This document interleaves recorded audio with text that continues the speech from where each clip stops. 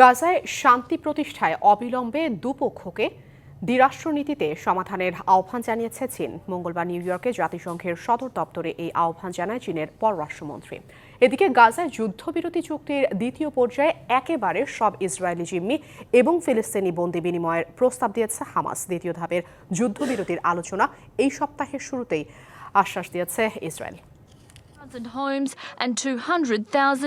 19 জানুয়ারি গাজায় যুদ্ধবিরতিতে সম্মত হয় হামাস ইসরায়েল। চুক্তি অনুযায়ী যুদ্ধবিরতির প্রথম ধাপ স্থায়ী হবে 42 দিন।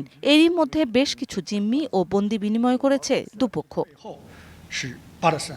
তবে এবার গাজায় স্থায়ী শান্তি প্রতিষ্ঠায় জোর দিচ্ছে আন্তর্জাতিক সম্প্রদায়। 15 মাসের বেশি সময় ধরে চলা এ যুদ্ধের ইতি টানার পক্ষে চীন। জাতিসংঘে দেয়া বক্তব্যে গাজা ইস্যুতে কথা বলেন চীনের পররাষ্ট্রমন্ত্রী ওয়েং ই।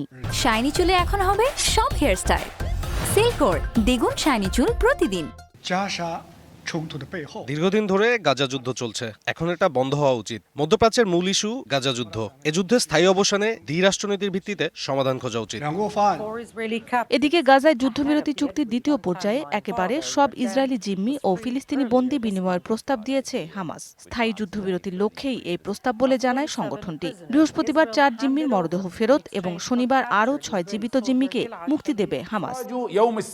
On Saturday, the 22nd of February. যুদ্ধবিরতি চুক্তির দ্বিতীয় ধাপের আলোচনা 4 ফেব্রুয়ারি শুরু হওয়ার কথা থাকলেও তা এখনও আনুষ্ঠানিকভাবে শুরু হয়নি। চলতি সপ্তাহে এই আলোচনা শুরুর কথা জানিয়েছে ইসরায়েলের পররাষ্ট্র মন্ত্রণালয়। আর স্থায়ী যুদ্ধবিরতি প্রতিষ্ঠায় মধ্যস্থতার কাজ করছে কাতার, মিশর ও যুক্তরাষ্ট্র।